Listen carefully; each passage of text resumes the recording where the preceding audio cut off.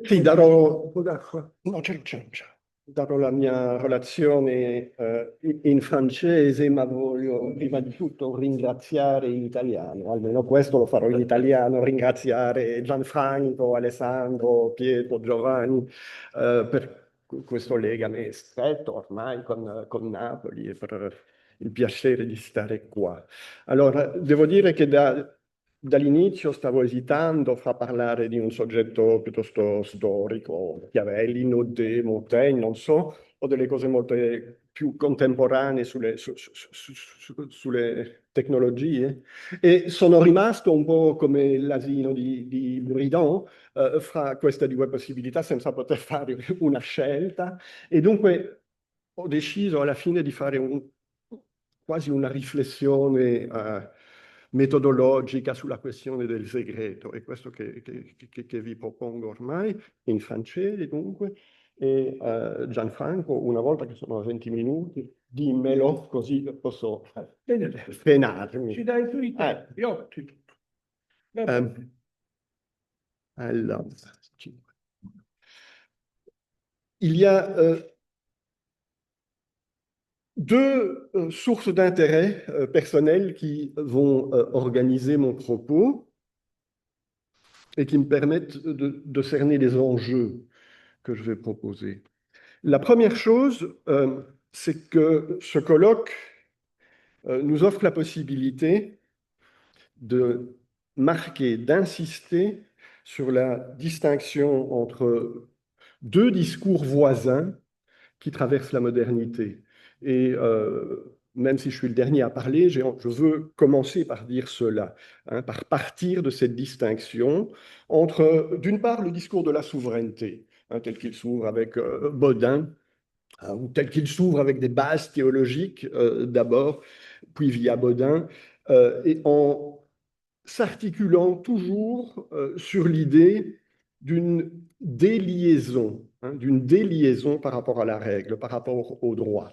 Une déliaison domptée, hein, que la modernité ne va cesser de vouloir dompter, canaliser, mais en gardant toujours en son centre cette idée que Carl Schmitt a bien mis en évidence, à savoir la nécessité d'une décision sur l'exception.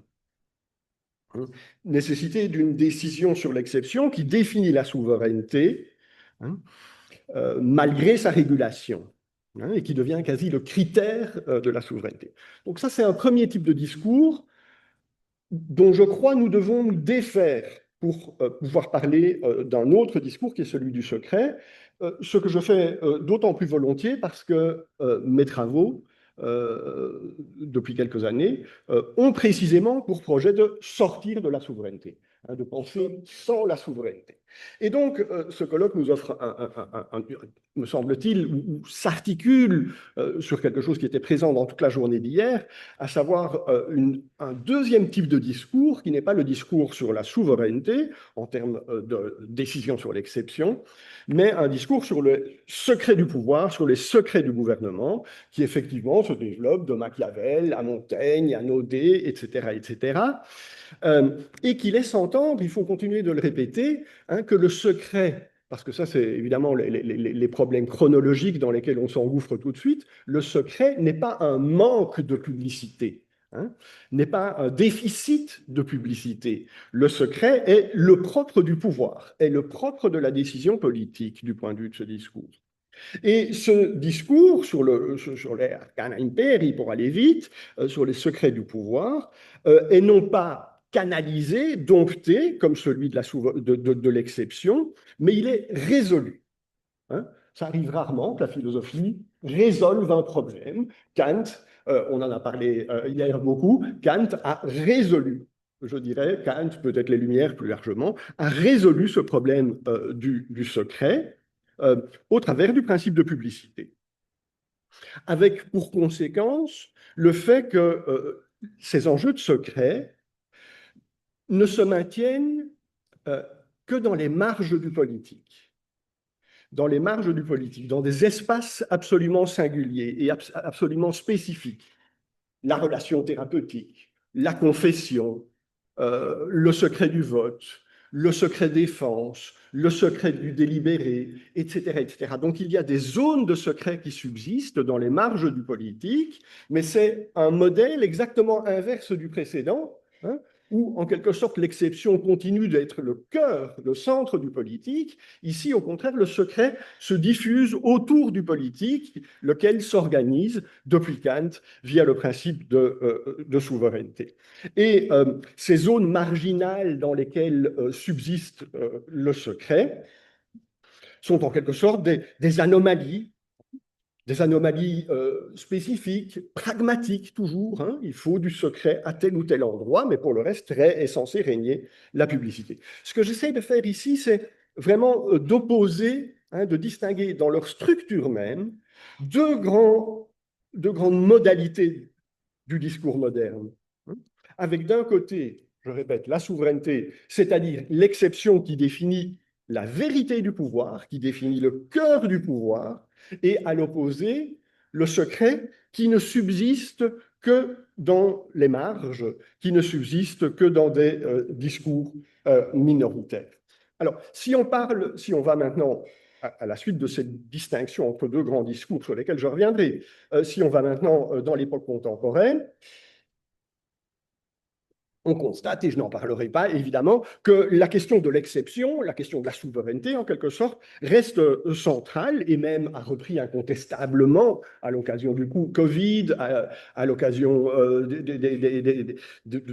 d'attentats ou de menaces d'attentats terroristes, etc., a repris incontestablement de la vigueur, continue d'occuper le cœur de l'espace politique, mais du point de vue du discours minoritaire sur le secret, ce que nous devons aussi constater, c'est que celui-ci, qui était dans les marges, comme je l'ai dit tout à l'heure, a acquis une nouvelle centralité, une nouvelle importance dans l'espace politique contemporain, tout en agissant depuis une sphère que je qualifierais un peu rapidement de non politique, à savoir la sphère économique et la sphère technologique. Hein. Donc, la question ce que je veux dire par là, c'est la question du secret, elle est redevenue centrale, mais elle redevient centrale depuis un espace qui, a priori, n'est pas politique, qui est économico-technologique, pour aller vite, ou communicationnel.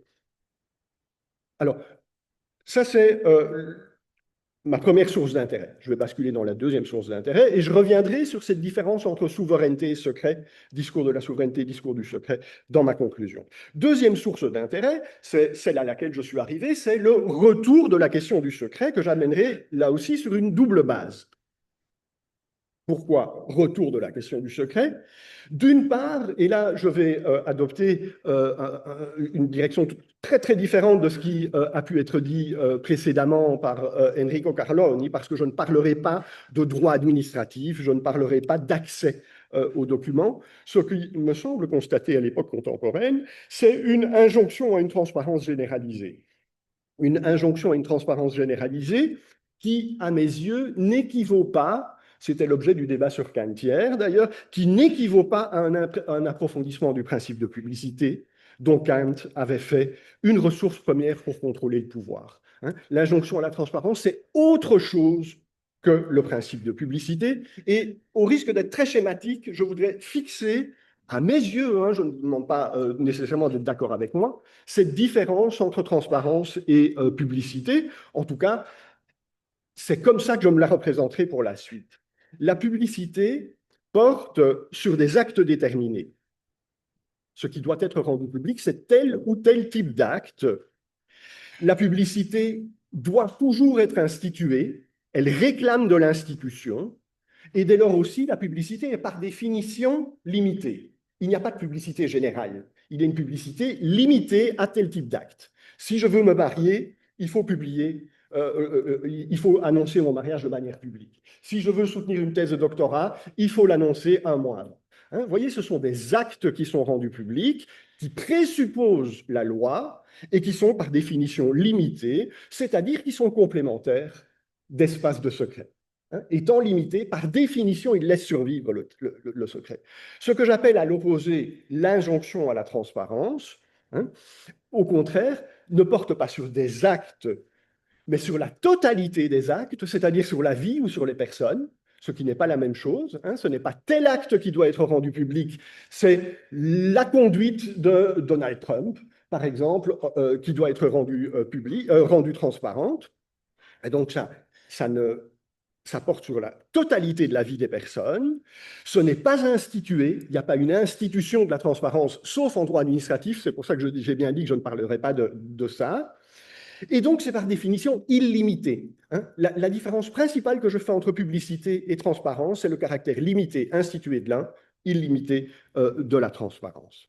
Du point de vue du pouvoir, j'aurais tendance à dire que le projet est différent. La publicité entend contrôler rendre possible un contrôle de l'espace du pouvoir. La transparence, comme injonction quasi morale, telle que je la définis, entend au contraire diluer le pouvoir. Hein. C'est une dilution du fait du pouvoir. Donc, injonction à la transparence, ça c'est le premier fait contemporain à partir duquel je veux penser. Deuxièmement, je l'ai annoncé, retour de cet enjeu du secret, et ce comme principe même de l'organisation de l'espace public, mais, je l'ai dit, à partir d'opérateurs privés et d'opérateurs économiques, d'opérateurs technologiques, d'opérateurs économiques. Alors, l'exemple, et je l'ai déjà développé une autre année auprès de vous, ici à Naples, l'exemple type pour moi est celui du moteur de recherche, hein, du moteur de recherche dont nous nous servons, disons Google, hein, le moteur de recherche dont je vais montrer le lien spécifique avec les enjeux du secret. Alors, c'est un exemple que je commence à trouver un tout petit peu daté, mais il serait possible, je n'ai pas pris le temps de le faire, il serait possible, à mon avis, d'avoir le même discours sur de l'IA générative, hein, sur ChatGPT. Je crois que la structure est la même. Alors, ce qui m'intéresse avec cette question du moteur de recherche et qu'on pourrait transposer à l'IA générative, c'est qu'il y a du secret, à savoir un secret qui protège la suite d'algorithmes qui fait fonctionner le moteur de recherche. Alors, la puissance du moteur de recherche, hein, la puissance politique du moteur de recherche est incontestable. Hein. Que fait le moteur de recherche? Il permet, et moi je suis plus admiratif du moteur de recherche que ce que disait juste avant Enrico Carloni. Pour moi, un moteur de recherche est une intelligence superbe. Il permet de hiérarchiser les visibilités. C'est-à-dire, il permet pour le dire très vite, de structurer l'espace public. Un espace public élargi, il permet de le structurer. Alors, on peut trouver qu'il le structure mal, on peut trouver qu'il le structure de manière capitaliste, on peut trouver tout ce qu'on veut, mais il structure l'espace public. Hein, et cette activité de tri, de hiérarchisation, hein, est évidemment fondamentale. Elle nous permet d'être plus ou moins visibles dans l'espace public, elle permet que nos informations soient plus ou moins accessibles, etc., etc. Or, l'algorithme, excusez-moi, la suite d'algorithmes qui fait fonctionner le moteur de recherche est secret. Hein. C'est-à-dire que le principe qui permet l'organisation de l'espace public est un principe secret.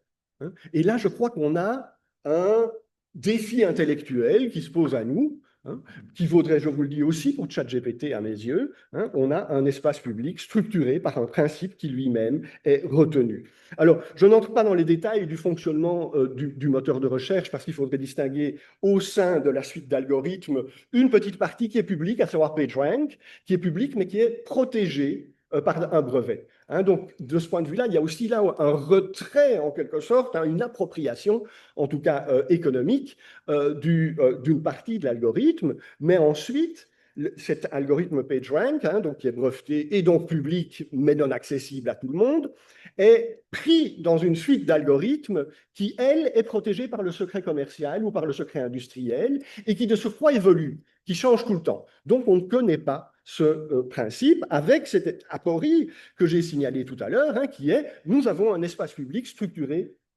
j'insiste sur le mot public, hein, un espace public au sens habermasien du terme, élargi, structuré par un opérateur qui non seulement est privé, mais qui tient secret le principe, ce qu'on appelle le principe de métacoordination de cet espace public.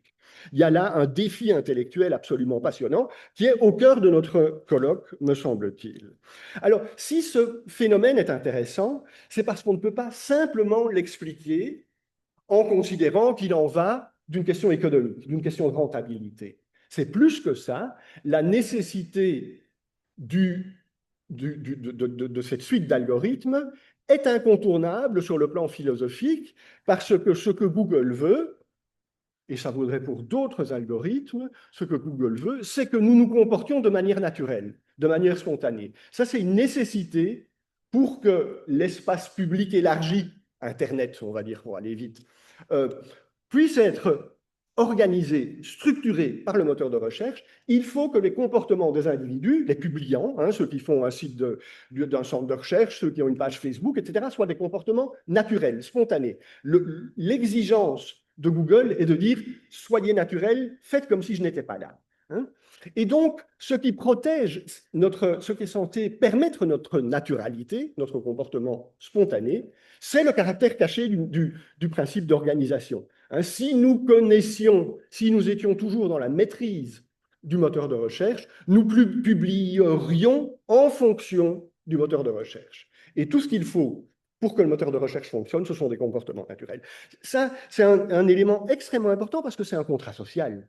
On a ici le contrat social contemporain, qu'on peut ensuite structurer avec des éléments économiques sur lesquels je n'entre pas, d'accès gratuit au moteur de recherche, de publicité ciblée. Il y a tous ces éléments-là. Mais il y a surtout ce contrat social qui nous dit « soyez naturel ». Et pour être naturel, il faut que vous ne connaissiez pas le principe d'organisation de la réalité. Il faut qu'il y ait du secret.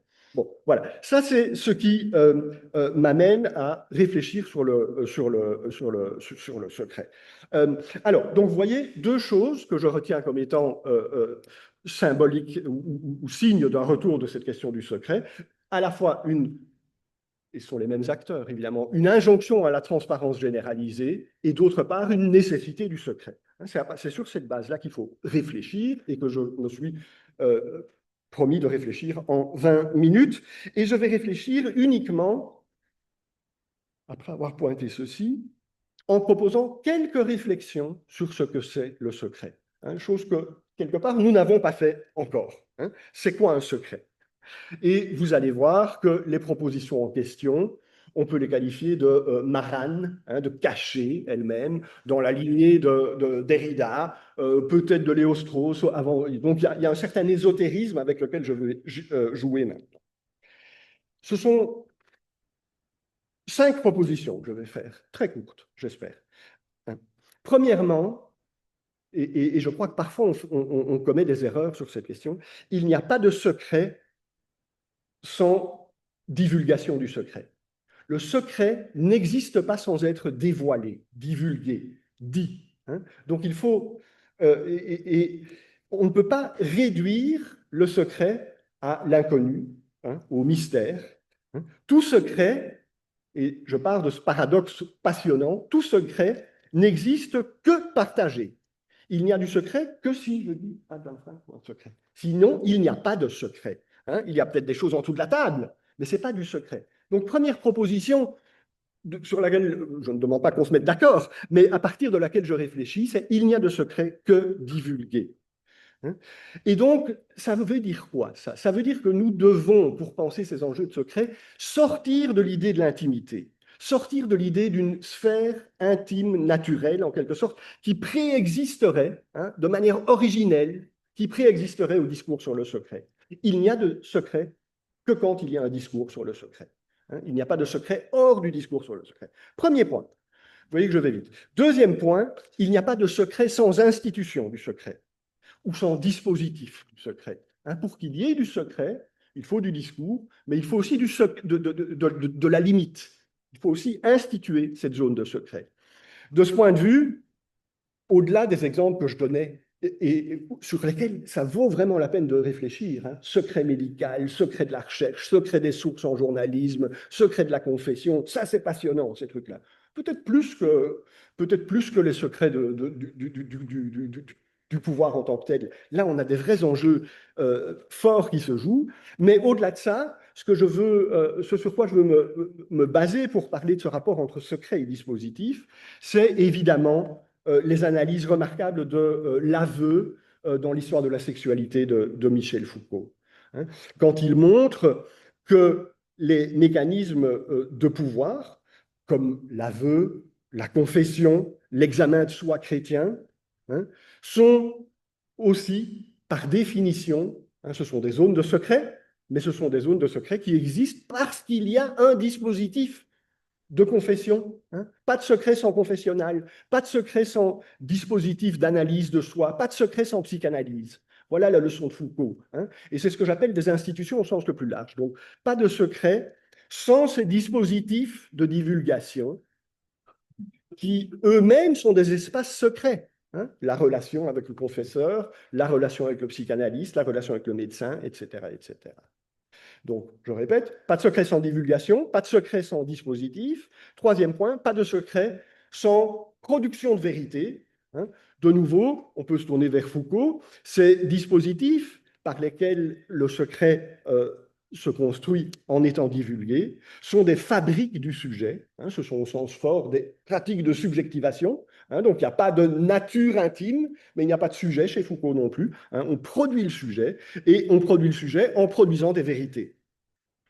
Le sujet, qu'est-ce que fait la confession, qu'est-ce que fait l'examen de soi chrétien?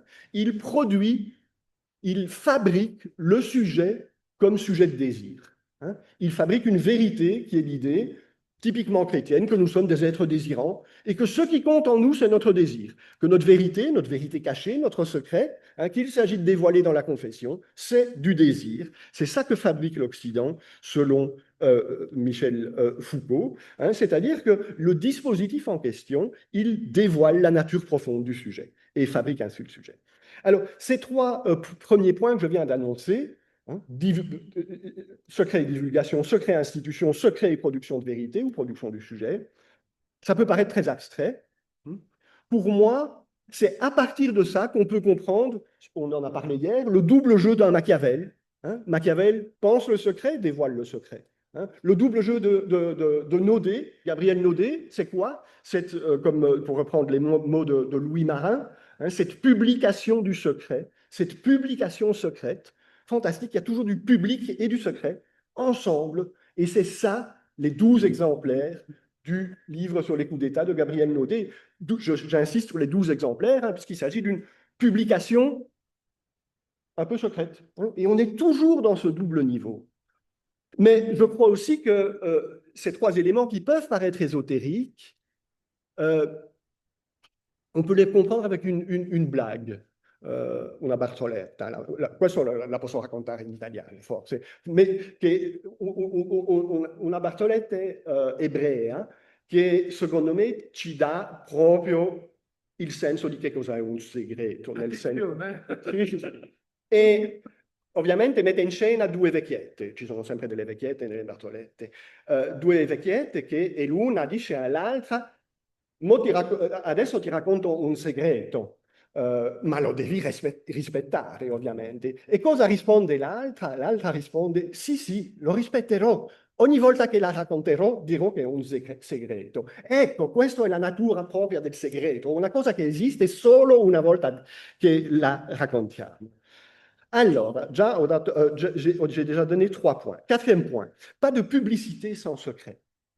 Il n'y a pas de publicité sans secret. Non seulement, je l'ai déjà dit, la publicité en étant instituée, c'est-à-dire limitée à certains actes, laisse subsister à côté d'elle des zones dont on peut qualifier qu'elles peuvent être aussi protégées par du secret.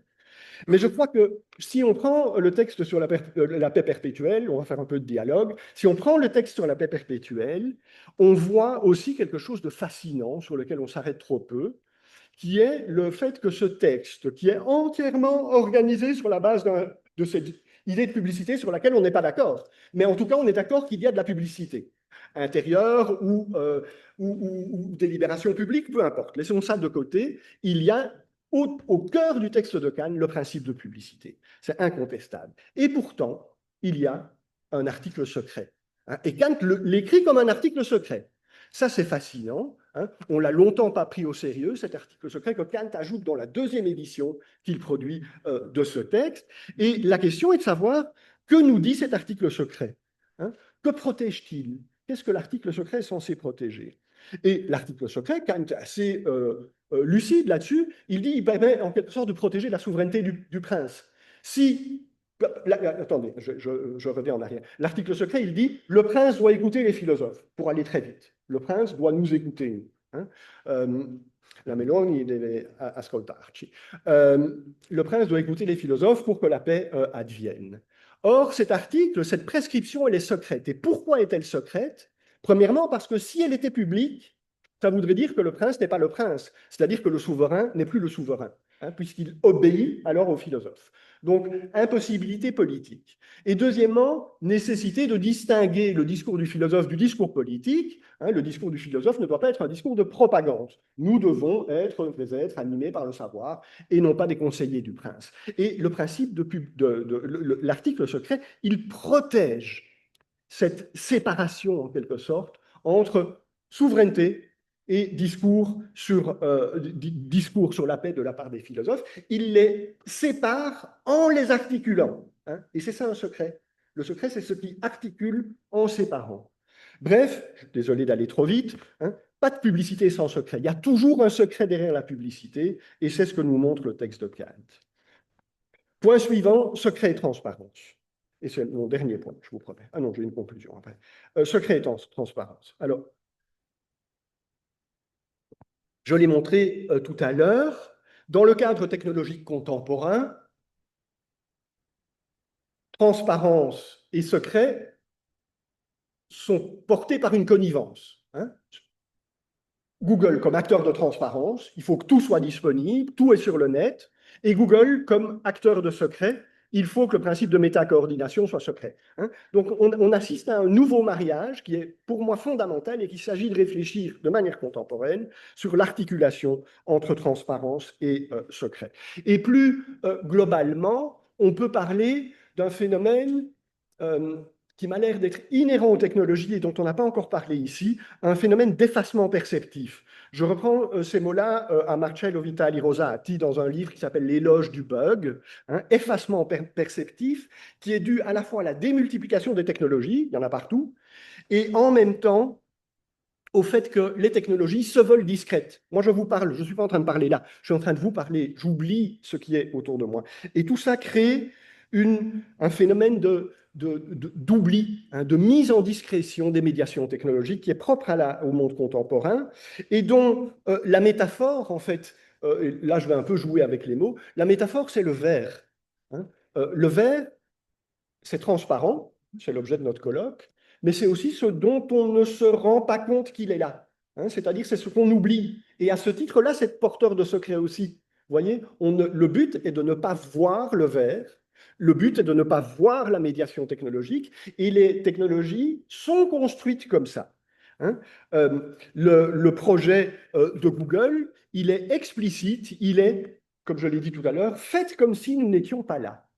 Vous devez être naturel, c'est-à-dire faire comme s'il n'y avait pas de médiation technologique, alors même que la médiation technologique organise l'espace public. Hein. Donc un désir d'oubli, un désir de transparence qui s'entend comme secret. Hein. C'est ça que j'essaie de faire, c'est montrer que la transparence de la médiation technologique devient oubli. Et là, on doit opposer radicalement les normativités juridiques aux normativités technologiques. Les normativités juridiques se pensent en termes de visibilité.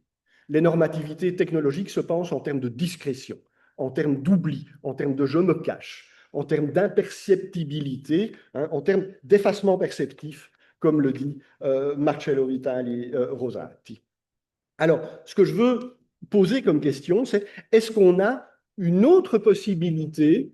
Là, c'est vraiment une proposition très, très floue de ma part, une autre possibilité d'articulation de secret et transparence que celle que je viens de décrire avec les technologies, hein, où la transparence devient non-perception de la médiation technologique.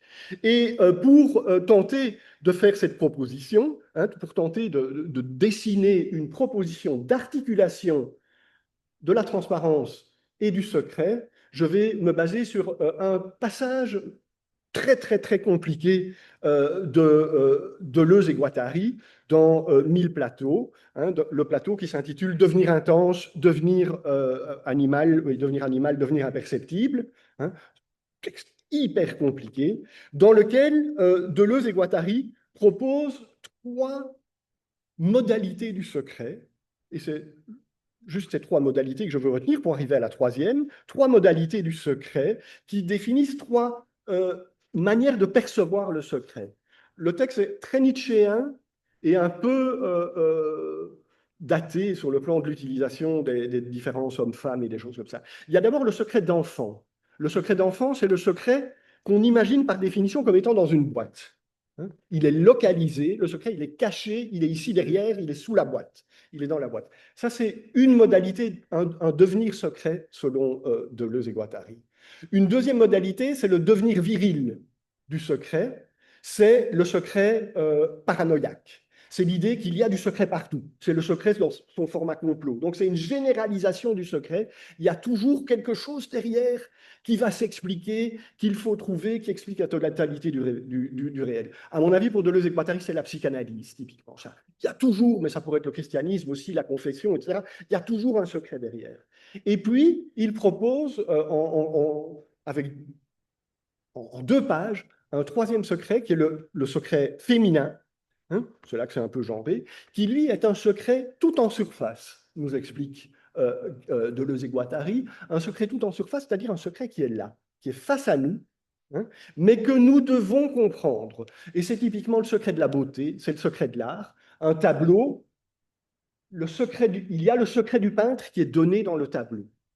Il prend aussi l'exemple d'un morceau de musique. Un morceau de musique est joué, il a du secret, il a le secret de fabrication qui est dedans, et il est offert à nous, il est en surface, il n'est pas caché, il n'est pas dans une boîte, il n'est pas paranoïaque, il est là, et nous devons apprendre à le comprendre.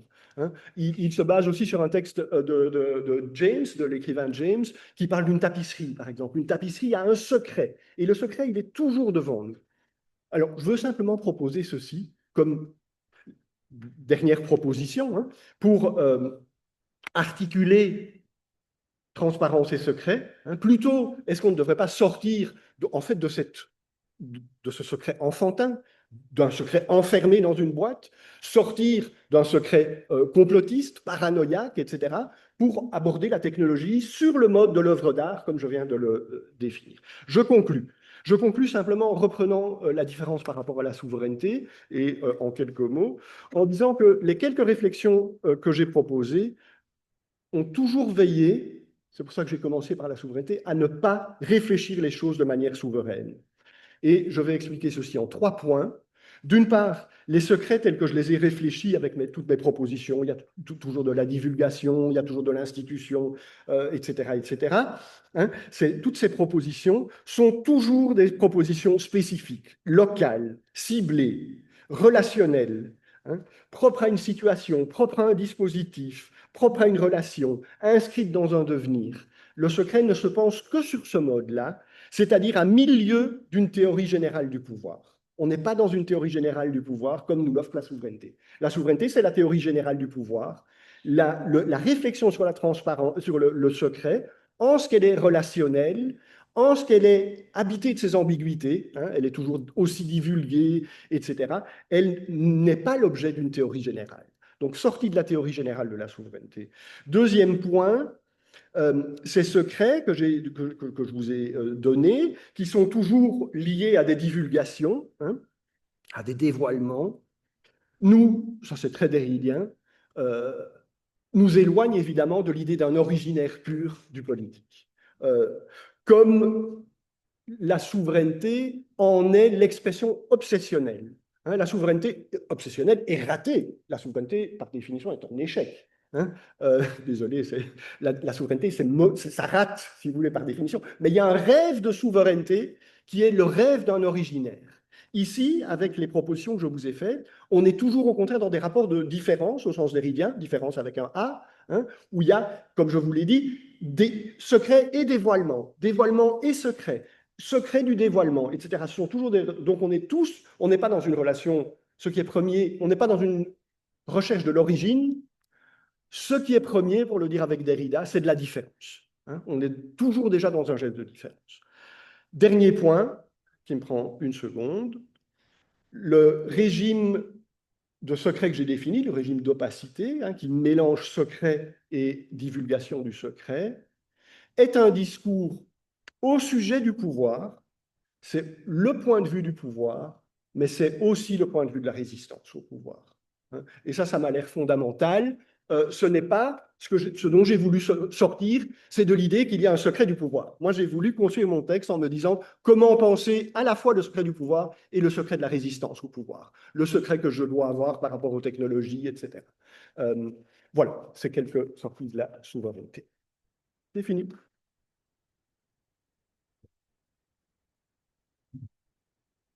Alors,